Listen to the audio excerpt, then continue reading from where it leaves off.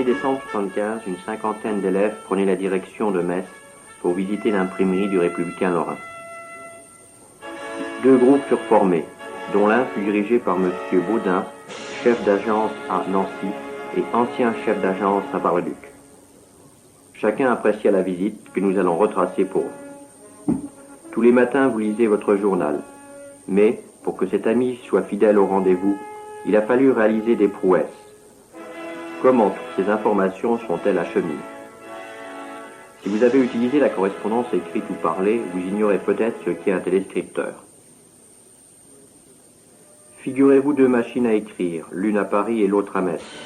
Vous tapez une information sur le clavier de celle de Paris, et c'est sur la machine de Metz que le texte est immédiatement frappé. Plus curieux encore, le MUFAX sort de photocopieuse à distance. Le texte est lu par une cellule photoélectrique. Les signaux obtenus sont alors acheminés par liaison téléphonique jusqu'au récepteur où le texte est reproduit exactement. La salle de rédaction est une ruche. Elle rassemble toutes les informations, les rédige, les rédacteurs préparent la copie. Les copies sont confiées aux linotypistes.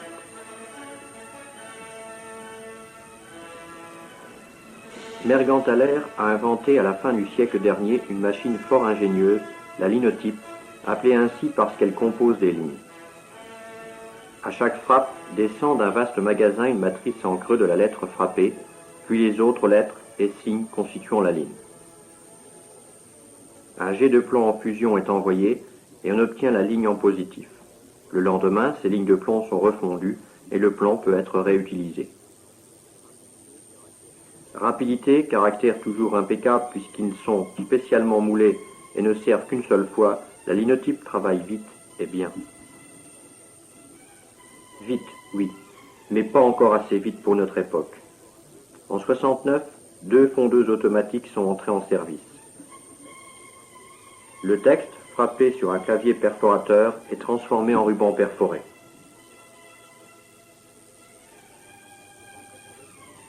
Ces bandes perforées sont justifiées, c'est-à-dire qu'un ordinateur procède à la coupure des mots suivant les règles typographiques. Ce ruban remplace maintenant le linotypiste devant son clavier. C'est sur le marbre, vaste table métallique bien plane, que se retrouvent les colonnes de texte, les titres et les clichés. Notre guide est en pleine conversation avec le documentaliste de l'école et les visiteurs s'intéressent au travail de mise en page. Le metteur en page dispose dans une forme de fer le texte, les titres et les clichés. Et grâce à des clés, il bloque l'ensemble de la composition pour en faire un tout. Autre nouveauté, la photocomposition. Le texte n'est plus gravé, mais tiré sur des plaques utilisant le procédé offset, beaucoup plus rapide. Mais revenons au procédé traditionnel. Au siècle dernier, la composition obtenue dans la forme de fer servait à imprimer le journal. Mais aujourd'hui, les journaux ne s'impriment plus à plat. On place donc la composition, recouverte d'un carton à base d'amiante, épais et légèrement humide, dans une presse à empreinte. À la fois, elle chauffe et produit une pression énorme de 110 kg au centimètre carré. Quelques minutes après, le carton porte en creux toute la composition, c'est le flanc.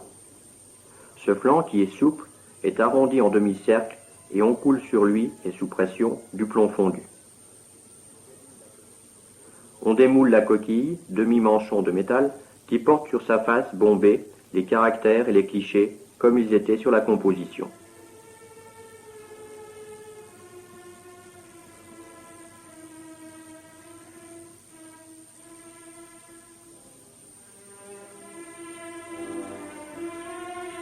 Une rectifieuse permet de donner au bord de la coquille la régularité nécessaire pour pouvoir la placer sur la rotative.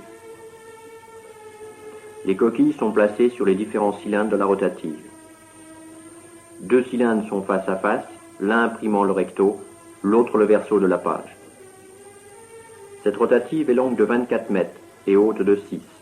Elle engloutit chaque nuit 30 tonnes de papier et sort 35 000 exemplaires à l'heure. La Color Star occupe à elle seule un bâtiment entier sur plusieurs étages. Cette rotative d'Albert Frankenthal permet de sortir 60 000 exemplaires à l'heure.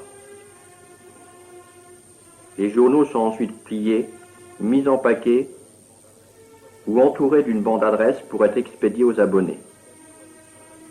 Les camions et les trains attendent leur chargement pour apporter dès le lendemain matin aux quelques 300 000 lecteurs leurs informations quotidiennes. Il a fallu travailler dur et en hâte toute la nuit pour arriver à ce résultat.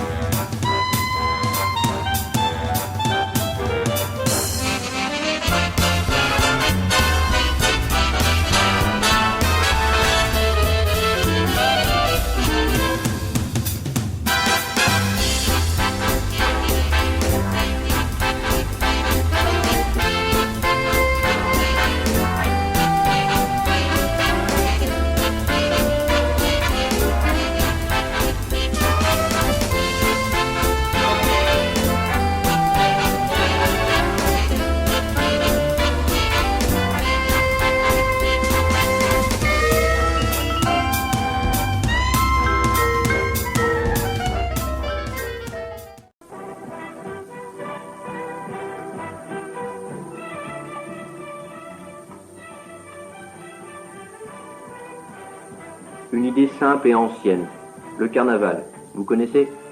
À l'initiative de la commission loisirs qui en était à sa première année d'existence, un grand concours de déguisement fut organisé.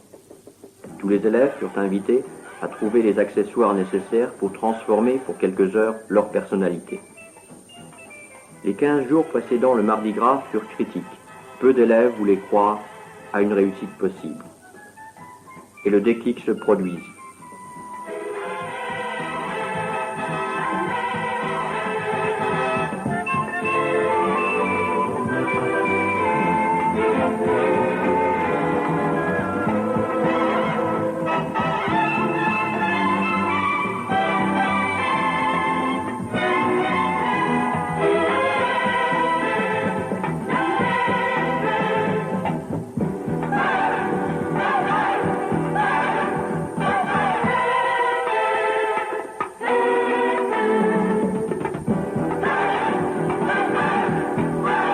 Ceux qui n'avaient pas voulu croire à la réussite de ces journées en furent pour leurs frais.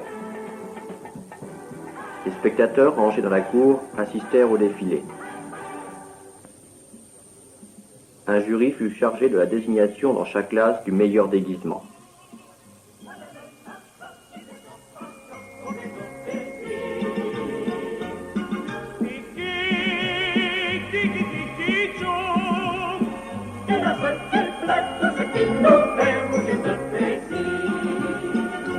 Je m'en vais de ville en village, ma chanson monte vers le ciel, et les filles sur mon passage viennent à mon appel. Les filles sur son passage viennent à son appel. Tiki tiki chou, oh beau pays de bambou. Tiki tiki chou, c'est le chant si doux, le chant du marchand qui chaque jour en passant te mit le plaisir comme le beau désir.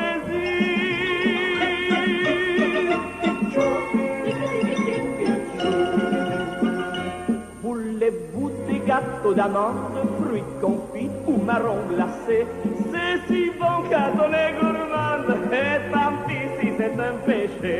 C'est si bon quand on est gourmande, et tant pis si c'est un péché.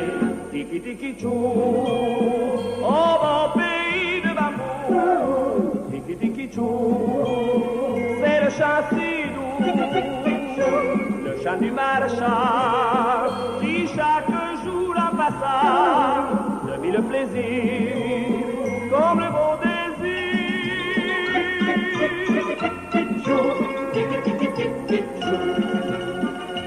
Achetez mes fines dentelles, achetez mes jolis colliers, et ce soir vous serez plus... Du côté spectateur, les commentaires allaient bon train.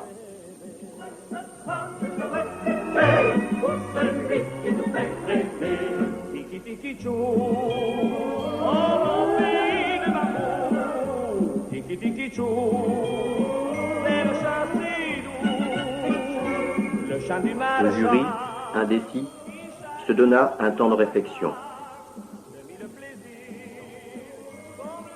Temps mis à profit par les concurrents pour effectuer un défilé en ville.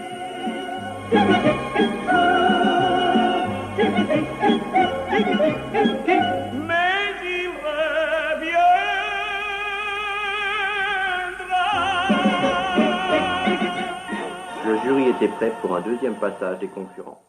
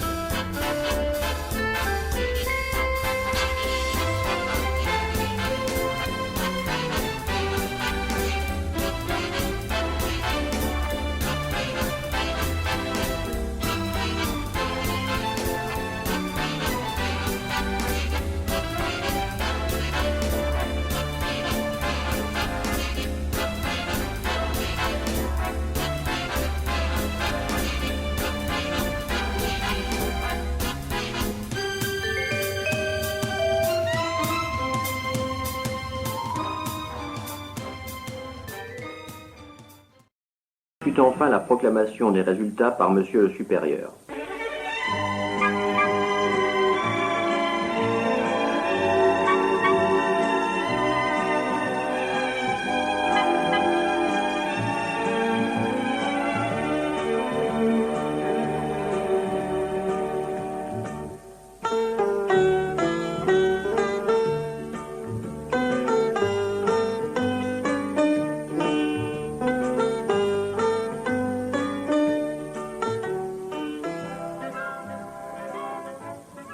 Pour clore cette belle journée, un peu de rire avec les sketchs préparés par des élèves de différentes classes.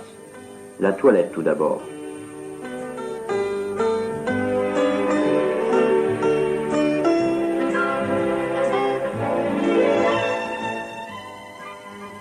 Laurel et Hardy ensuite.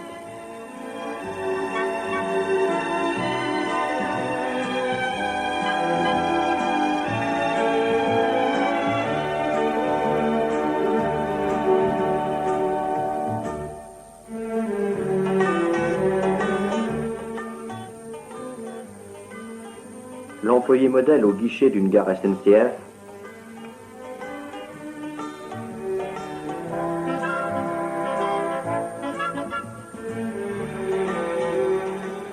qui succombe au charme de certaines personnes,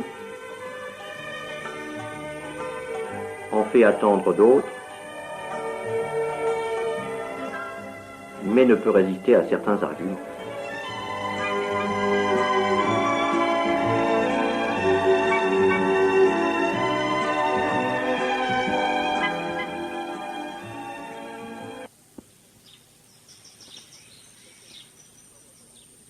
C'était une petite forêt de l'Île-de-France, avec un joli parc autour d'un vieux château. Depuis des siècles, on n'y entendait que le gazouillis des oiseaux le matin. Et à la nuit tombée, le cri de la chouette. Et puis, un jour, par la volonté des châtelains, comme dans un conte de fées, sur un coup de baguette magique, tout changea.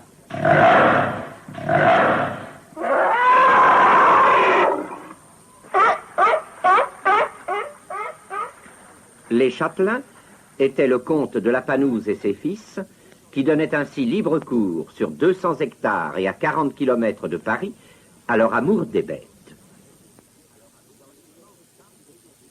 Dans l'immense parc autour du vieux château, on peut circuler parmi des centaines d'animaux sauvages en liberté ou en semi-liberté. On peut, sans danger, approcher de très près, par exemple, les girafes. Elles ont 5 mètres de haut, 7 grosses vertèbres dans le cou et 5 petites cornes sur le haut de la tête. Vous verrez aussi 2 énormes rhinocéros blancs. Ils gémissent comme des enfants quand ils souffrent, et ce sont les animaux les plus chers d'Afrique. Sur leur carapace, les griffes du tigre elles-mêmes auraient peu de prise. Mais les tigres de Thoiry, comme partout ailleurs, sont isolés.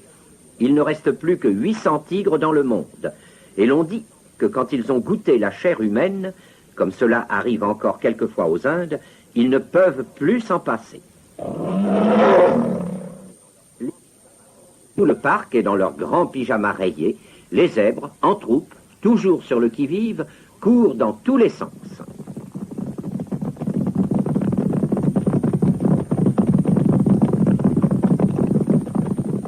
Ils sont pourtant bien séparés des lions, les zèbres. 60 lions en liberté dans la réserve africaine, parmi lesquels on circule en voiture, mais les vitres fermées, c'est plus prudent. Il y en a 3 tribus bien distinctes, sur lesquelles doivent veiller toute la journée les gardes, en jeep, afin d'éviter les rencontres et les sanglantes batailles qu'elles provoqueraient. Le soir, on les rentre.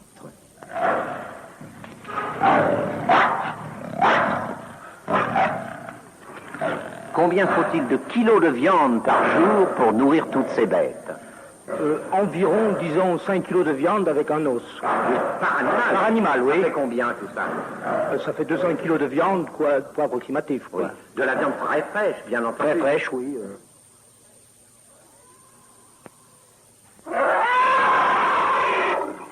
Et puisqu'il nous appelle, parlons aussi de l'éléphant.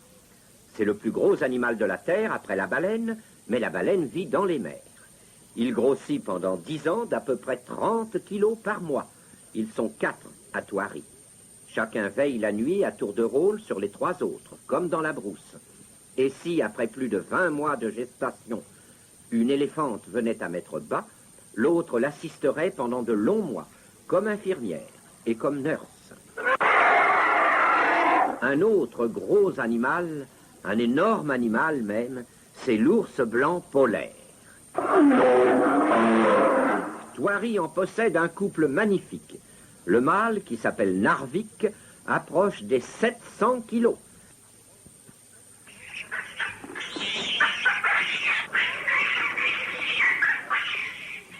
À Thoiry, vous les voyez aussi pratiquement en liberté, sautant d'un arbre à l'autre et se poursuivant de branche en branche, notamment les gibbons, qui sont sur une île et n'en sortent pas car ils n'aiment pas l'eau.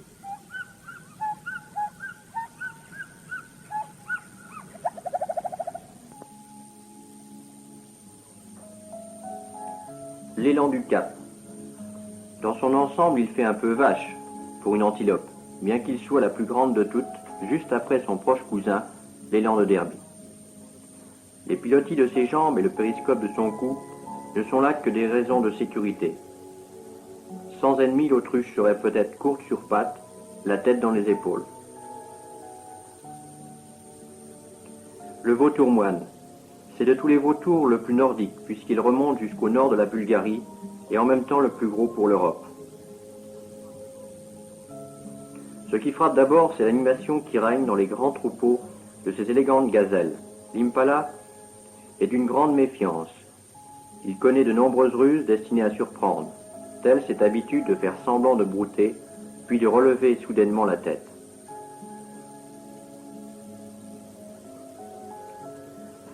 À quoi peuvent donc servir d'aussi immenses cornes à un bœuf domestique? Si ce sont, dit-on, les Égyptiens qui fabriquèrent par sélection le bœuf Vatusi, on pourrait admettre que des ornements aussi développés n'existaient que dans un but esthétique.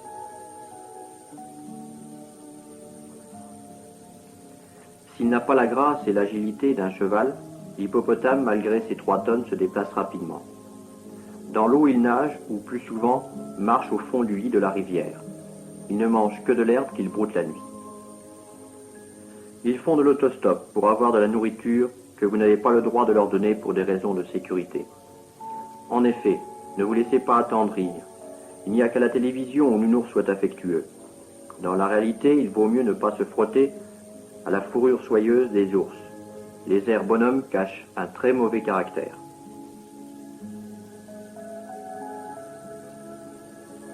À la différence de l'homme qui peut créer sans fin de nouveaux besoins, de nouvelles motivations et du nouveau but pour agir et vivre, chaque animal a reçu par suite de l'évolution de son espèce un langage instinctif qu'il ne peut remettre en cause et qui lui permet de trouver sa nourriture et d'établir les actes nécessaires à la vie de l'espèce sur un territoire donné.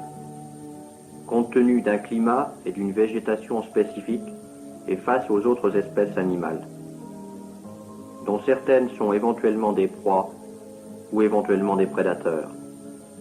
Fatigués de cette journée, alors...